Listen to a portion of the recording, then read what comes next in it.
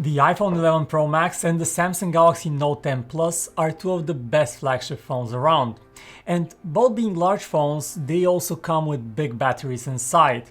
The 11 Pro Max has a nearly 4000 mAh battery, the biggest one ever put on an iPhone, while the Galaxy Note 10 Plus features an even larger 4300 mAh cell.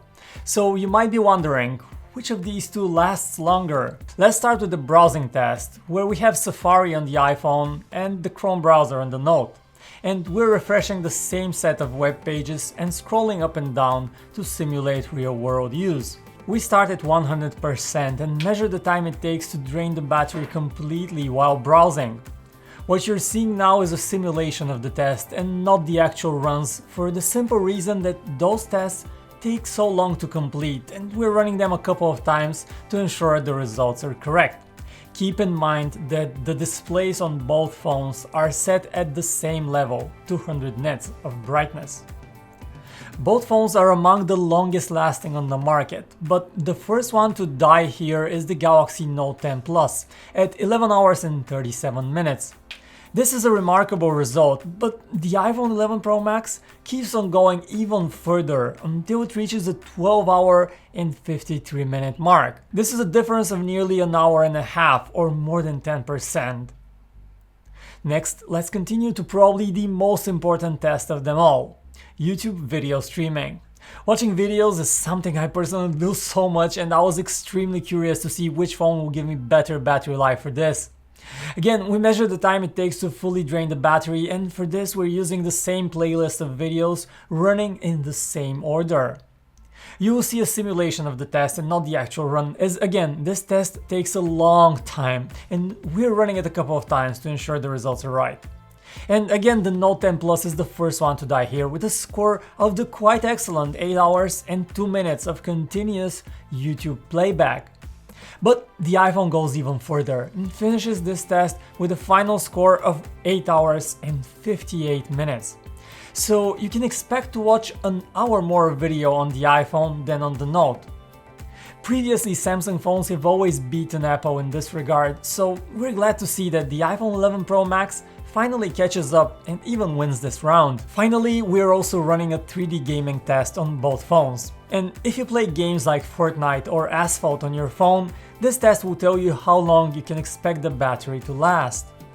What we will show you here is a simulation and not the actual game we're using to test. And again, fast forward this and the Galaxy Note 10 Plus is the first to bite the dust at 5 hours and 5 minutes, as this is the most demanding of the three tests.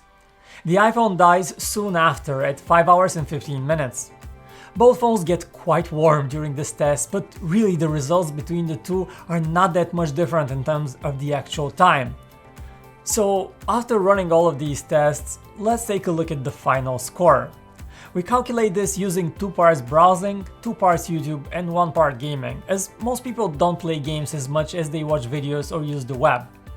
And the iPhone 11 Pro Max wins this contest with a total use time of 9 hours and 48 minutes, compared to 8 hours and 53 minutes on the Note 10 Plus. Meaning that on average you can expect to get nearly a full hour more of battery life on Apple's big phone than on the Note. Good job, Apple! But we're not done just yet. After draining the batteries multiple times, we now also test charging speeds. And this one is interesting because this is the first iPhone to finally come with a fast charger in the box. You have an 18-watt fast charger for the iPhone 11 Pro Max and a 25-watt fast charger for the Note 10 Plus. 15 minutes into this test, we have our first checkpoint, and the Pro Max already has 24% on the battery meter, while the Note pulls ahead at 31%. Next up, we check the phones 30 minutes after we started charging them to find that the iPhone has 48% on the battery meter, while the Note already has 63%. That faster charging clearly makes a difference for those short top-ups. 45 minutes into the test, the Note battery is recharged to 86%, while the iPhone has fallen further behind at 67%. At about this time, the charging rate on phones drops to prevent the battery from degradation, but still 1 hour into the test, the Note is almost completely charged at 98%, while the iPhone is at 82%. The Note gets to a full charge in exactly 1 hour and 4 minutes, while the iPhone will slow down dramatically towards the end. And that is an amazing showing by Samsung.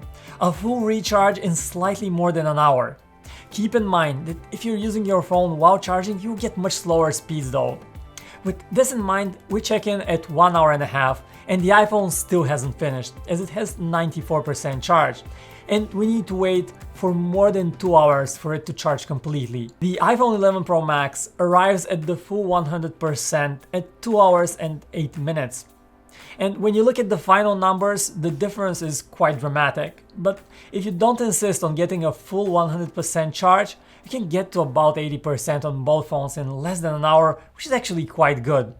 Still, it is the Note that clearly wins this charging test, and it can charge even faster with the 45-watt adapter that Samsung is selling separately for around $40.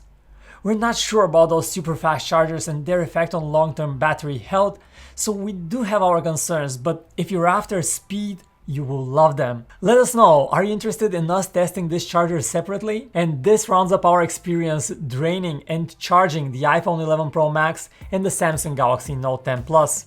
These are clearly two of the best phones of 2019 and probably 2020. Great cameras, beautiful displays, powerful performance, and a bunch of other features. The iPhone wins the battery life contest, while the Note has the faster charging. Let us know your experience with whichever one you're using in the comments below.